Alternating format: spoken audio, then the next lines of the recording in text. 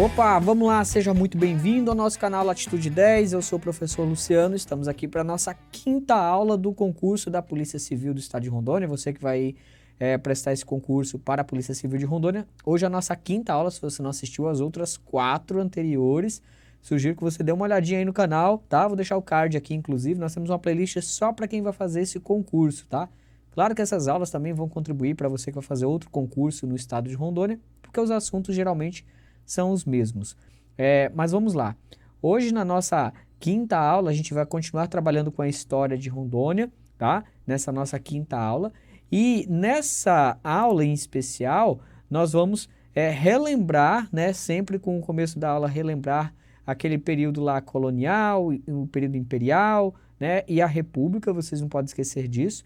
E nós vamos falar sobre a navegação no Rio Madeira, a expropriação indígena no Vale do Rio Madeira, tá? Na próxima aula, inclusive, a gente vai falar mais a fundo isso. E nesse momento a gente vai se dedicar a essa questão da navegação do Rio Madeira aí nos períodos coloniais e no período de império, tá?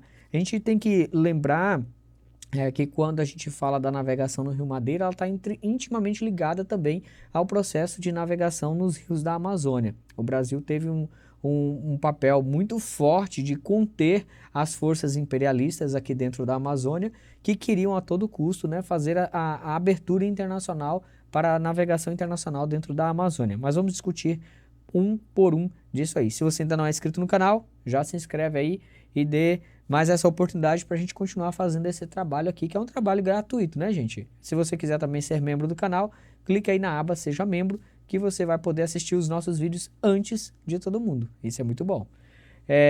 Vamos lá. A navegação no Rio Madeira. Durante praticamente todo o século XIX, tá? Século XIX, a navegação pelo trecho encachoeirado do Rio Madeira foi realizada por bolivianos, principalmente indígenas bolivianos, tá? Tanto para exportação e importação de gêneros necessários à indústria extrativista, a indústria aquela ligada principalmente à obtenção de frutos ou de produtos da floresta amazônica, tá? Quanto para o escoamento de produtos agrícolas e pecuários provenientes do Beni. Beni é um departamento da Bolívia, uma região que tem um rio com o mesmo nome, e naquela região existem ali algumas planícies, umas áreas bem planas e planícies inundáveis, que favorecem muito a produção agrícola, tá? Diferencia-se um pouco de outras áreas da Amazônia boliviana e que por essas características e pelo processo de ocupação, essa região se preocupava principalmente em produzir gêneros agrícolas e, consequentemente, ela exportava esses gêneros agrícolas para o Brasil, para o Peru, para outras áreas para atender as demandas internas da Amazônia com relação ao consumo interno, tá? De gêneros agrícolas. Apesar da Bolívia realizar grande parte de suas exportações pelo Oceano Pacífico, tá? A rota pelo Oceano Atlântico ela era muito mais próxima com esse noroeste boliviano e ela era muito importante para essas áreas, principalmente para essa área do Beni. Vamos lembrar o seguinte, a Bolívia hoje é um país mediterrâneo, porque ela perdeu, né, o seu território que dava acesso ao Oceano Pacífico numa guerra contra o Chile e o Peru, então ela acabou perdendo o acesso ao Oceano Pacífico. E para atender às necessidades de exportação da parte noroeste da Bolívia, que é a parte amazônica, a rota do Madeira ela era muito mais próxima dos mercados consumidores do que a rota pelo Pacífico, tá?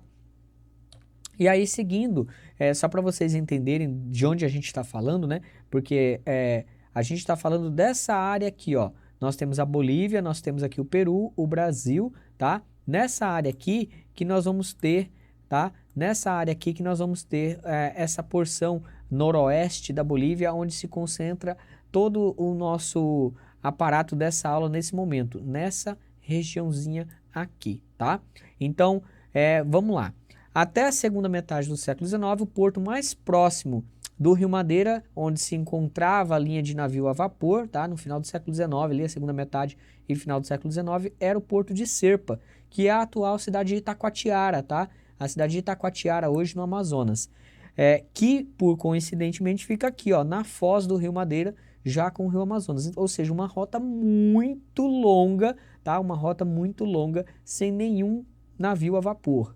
Os produtos, então, produzidos no Beni, nessa porção aqui da Bolívia, tá? Os produtos produzidos no Beni, eles eram transportados pelos rios, né, pelo próprio rio Beni, pelo rio Mamoré, por canoa, né, por batelões, assim chamados, até essa localidade de Serpa, ou eram distribuídos mesmo pelo caminho, através, né, do consumo que já existia por essa rota. Mas era um trabalho muito difícil, muito dispendioso, muito longo, e tudo funcionava a remo, tá? Nesse momento ainda era a remo.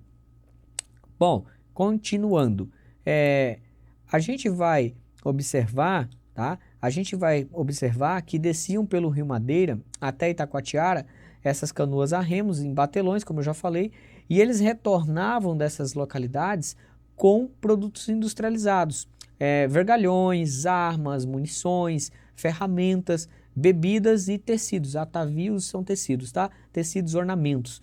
Então eles desciam levando produtos agrícolas como couro, charque, produtos de gêneros agrícolas produzidos na Bolívia, e subiam de volta levando produtos industrializados que chegavam até Itacoatiara, né, até Serpa, que hoje é Itacoatiara, levando esses produtos industrializados para atender as necessidades, né, dos seringais que já estavam surgindo por ali, pela economia que já surgia naquela região. Tá? Então essa era a lógica a logística, né, da produção da Bolívia, dos departamentos de Beni e com o Rio Madeira. O que isso tem a ver com a história de Rondônia, professor? É que isso lá na frente a gente vai ver um processo de migração bem intenso no Rio Madeira, justamente por causa dessa rota econômica dos bolivianos com o Rio Madeira, tá? E aí, em 1864, desceram pelo Madeira, olha só, os dados que a gente possui, em 1864, 80 canoas, né, com produtos como cacau, charutos, o charque, o couro, graxa e gado em pé, tá? Gado em pé, que se destinavam à exportação pelo Porto de Belém. Então, olha a importância que o Rio Madeira já tinha naquele momento. Hoje o Rio Madeira é muito utilizado por nós para a exportação de gêneros agrícolas, principalmente a soja e o milho. E a carne bovina também, mas principalmente a soja e o milho. Caminhões e mais caminhões descem até Porto Velho, né? Descem até Porto Velho, e lá no Porto Graneleiro eles são descarregados e colocados em barcaças, leva para Itacoatiara, de Itacoatiara leva para Belém e assim por diante. É a mesma lógica do passado, tá? E no ano seguinte, de 1865, essas canoas, o número de canoas subiu para 98 canoas, ou seja, havia já um aumento significativo desses produtos que estavam descendo aí o Rio Madeira. Deixa eu só mostrar para vocês esse livro aqui, tá, pessoal? É o livro que eu estou usando para essa aula de hoje, é um livro bem antigo, tá? É o livro de História Regional de Rondônia, do Marco Antônio Domingues Teixeira e Dante Ribeiro da Fonseca, tá? É o que nós temos de mais conceituado em História de Rondônia, principalmente dessa fase de ocupação do Vale do Madeira e Guaporé. Eu também estou utilizando o livro do professor Célio Leandro, tá? Como fonte também de pesquisa nessa parte dessa nossa aula. Então nós temos aí 2 livros aí que eu estou indicando. Eu não tenho material em PDF, o pessoal pede muito material em PDF, eu não tenho, tá? Eu sempre uso essas obras físicas mesmo como consulta, porque eu julgo ser mais prático para mim também e mais confiável, tá? Bom, então dessa forma, a Bolívia, utilizando essa rota de exportação pelo Rio Madeira, ela começa a fazer uma pressão, tá? Ela começa a fazer uma pressão ali para a abertura da linha de navio a vapor pelo Rio Madeira. E até então não havia uma linha ali de navio a vapor. E o Brasil também não tinha condições econômicas, né? A região não se sustentava, então o Brasil não tinha condições de investir nisso. Então tinha toda uma questão também para vencer o trecho encaixourado do Rio Madeira, que compreendia ali a questão de Santo Antônio, até onde hoje nós conhecemos como Guajará-Mirim, precisava então pensar em algo, uma estrada, canais, pensaram-se em eclusas, né, para tentar resolver o problema dessa travessia. A gente já sabe que esse problema foi resolvido com a construção da estrada de ferro Madeira-Mamoré, mas a gente vai ver agora o desenrolar de toda essa história, tá? Bom, então a província do Amazonas, ela queria muito resolver a problemática do transporte pelos rios por questões fiscais, arrecadação de impostos, né? A gente tem que lembrar que o Amazonas, ele dominava, né? Era uma província gigantesca que pega até parte do que hoje é o estado de Rondônia, e para eles era muito interessante que essas rotas fossem abertas justamente para que aumentasse a fiscalização e a arrecadação fiscal dessa província, aumentando os lucros também, né? Aumentando o investimento do governo naquela época. E o governo imperial, ele se preocupava com a soberania. O governo imperial estava muito preocupado com a soberania e com a ocupação dos rios da Amazônia. Como assim? Havia um interesse enorme, principalmente dos franceses, dos ingleses e dos estadunidenses, sobre a navegação, a livre navegação no rio Amazonas, tá? E seus afluentes. O Brasil, o governo imperial de Dom Pedro II, não queria liberar de jeito nenhum. Havia um impasse muito forte e o Brasil tinha ali os motivos bem concretos de por que não querer liberar essa influência estadunidense dentro da Amazônia. E aí nós tínhamos, por outro lado, olha só, os empresários ligados ao setor de extrativismo, que eles queriam uma nova alternativa para expandir seus negócios, expandir a rota econômica, né, garantir que a roda da economia girasse ali aqui dentro da Amazônia. Então tinha interesses do governo, da da província do Amazonas e também dos empresários locais da Bolívia, e tinha a questão de soberania nacional defendida por Dom Pedro, né, Dom Pedro II. Então havia muitos interesses em jogo e o interesse dos estadunidenses, ingleses e franceses sobre a região. E o Brasil estava ali na defensiva nesse processo. A região, como eu já falei, ela não possuía capital acumulado, né, para realizar essas obras e implantar essas novas linhas a vapor. E a proposta mais frequente era justamente atrair o capital estrangeiro para esse investimento, coisa que o Brasil não queria aceitar. Então, a partir daí, o governo estadunidense começou a demonstrar interesse e expandir sua influência na região amazônica. Como assim?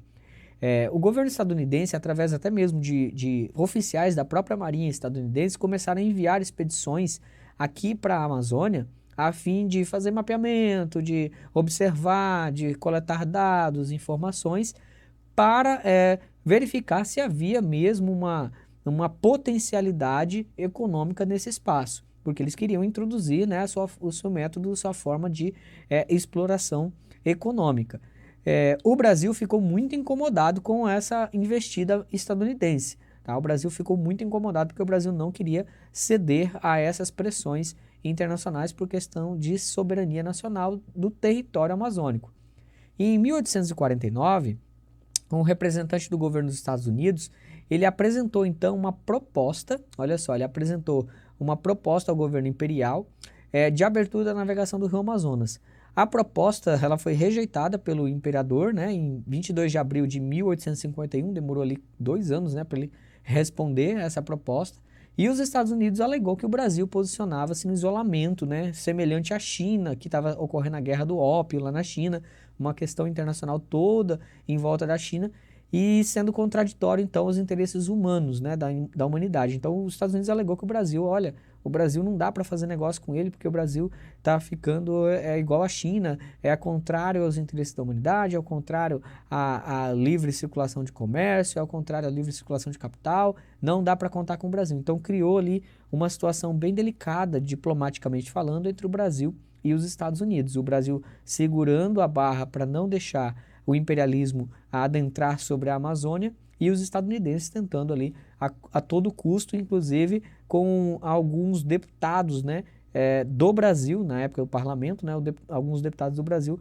forçando, querendo que isso acontecesse a todo custo. Então o Brasil ele pensava exatamente o contrário, né, que a abertura à navegação do Vale Amazônico seria desastroso para a soberania nacional, o Brasil não queria justamente por isso. E diante de várias investidas estadunidenses, inclusive dos países vizinhos, né, com expedições financiadas, que eu já falei sobre a Marinha norte-americana, o Brasil endurece a fala e declara que não vai abrir os rios amazônicos para navegação internacional. O Brasil, percebendo toda essa engrenagem, inclusive os estadunidenses conseguiram a concessão de rios da navegação livre, navegação internacional em rios no Peru e na Bolívia. Qual que é o problema disso? É que grande parte dos rios da Bolívia e do Peru desaguam, tá? Desaguam, olha só aqui, vamos desenhar aqui, ó. Eles desaguam, ó, em rios da bacia amazônica brasileira, tá? Então havia toda essa questão aqui de que os rios, havia uma livre circulação nos rios do Peru e nos rios da Bolívia, mas não havia essa livre circulação, tá? Não havia essa livre circulação nos rios da Amazônia, ou seja, não adiantaria muito. E aí o Brasil começa a ser forçado até mesmo pelos países vizinhos. E aí nesse desenrolar, tá? Nesse desenrolar, o Brasil vai lá como medida preventiva, decreta a monopolização da navegação no Amazonas. entrega esse monopólio em 1852, tá, para o Barão de Mauá, Irineu Evangelista, tá, o nome desse rapaz aí simpático, Irineu Evangelista de Souza, o Barão de Mauá, aceitou uma oferta do governo brasileiro com um subsídio de 160 contos de réis e um monopólio com duração de 30 anos para explorar a navegação nos rios da Amazônia. Essa empresa ela foi constituída com o capital do próprio Mauá, né, do próprio Barão de Mauá, e o restante com ações compradas pelos comerciantes, né, de Belém e Manaus que tinham muito interesse nessa navegação. Começou-se ali uma frota com 3 navios, primeiramente, e logo ela já foi para 9 navios rapidamente, porque havia então uma demanda muito grande. O primeiro navio ligou então Belém a Manaus naquele mesmo ano. E assim o Brasil solucionou de imediato, né, naquele momento, a problemática de navegação nos rios amazônicos. Até então, o Brasil havia solucionado. Mas essa questão da navegação ela não parou por aí, né? Que é o que eu falei para vocês, que alguns deputados da época, defensores da abertura da navegação internacional, começaram então a pressionar pela quebra do monopólio da empresa de Mauá. Eles diziam que o monopólio não era algo viável, etc., né? Que acabava atrapalhando a economia, enfim. E aí esse fato ocorreu em 1860, com o surgimento de mais 2 companhias nacionais, a Companhia Fluvial Paraense e a Companhia Fluvial do Alto Amazonas. Tá? Essas duas elas surgiram depois quebrando esse monopólio. E aí em 1872, olha só, depois de tanta pressão, o governo imperial entrou em acordo com os Estados Unidos, né, com as pressões internacionais, e abriu a navegação internacional do Rio Amazonas. E olha o que aconteceu aqui, que interessante. Em 1874, a Amazon Station Navigation Company comprou as 3 empresas nacionais e acabou monopolizando, né, a bacia amazônica. Acabou criando um monopólio. Ou seja, o que os deputados reclamavam lá que havia um monopólio acabou se criando pelo próprio capital através da compra, né, dessa empresa estrangeira comprando todas as empresas nacionais. No fim, ficou a mesma coisa. E aí, em 1875, o Rio Madeira já era navegado por diversos navios irregulares, né, navios particulares e fretados. E 20 anos depois, o número considerável de navios, né, correspondiam à demanda de transporte até a localidade de Santo Antônio, onde tinha Cachoeira de Santo Antônio, onde ali a gente até já fez uma aula sobre isso, né, falando sobre as missões jesuíticas, né, João Sampaio se instalou por ali, né, um posto, né, de missão dos jesuítas naquela época. E ainda em 1907, a Amazon Station Navegação, né, Navigation, fazia o trecho entre o Rio Madeira e Belém, parando em pontos importantes do rio, como Santo Antônio e também o que hoje nós conhecemos como Humaitá. Santo Antônio não existe mais, né, a localidade de Santo Antônio, porque hoje faz parte de um bairro ali da cidade de Porto Velho, tá bom? Bom, pessoal, a parte de navegação do Rio Amazonas, que eu gostaria de falar para vocês do Rio Madeira e do Rio Amazonas, a gente encerra por aqui, tá? E a gente vai falar agora, na próxima aula, na aula 6, sobre a expropriação indígena, a questão da expropriação indígena no Vale do Rio Beni, na Bolívia, tá? A questão que também está sendo cobrada aí no concurso de vocês. Eu fico por aqui, o meu até logo para vocês. Se tiverem dúvidas sobre essa aula, deixem aí nos comentários que a gente vai tentar, na medida do possível, responder a todos vocês. Muito obrigado, bons estudos e até mais.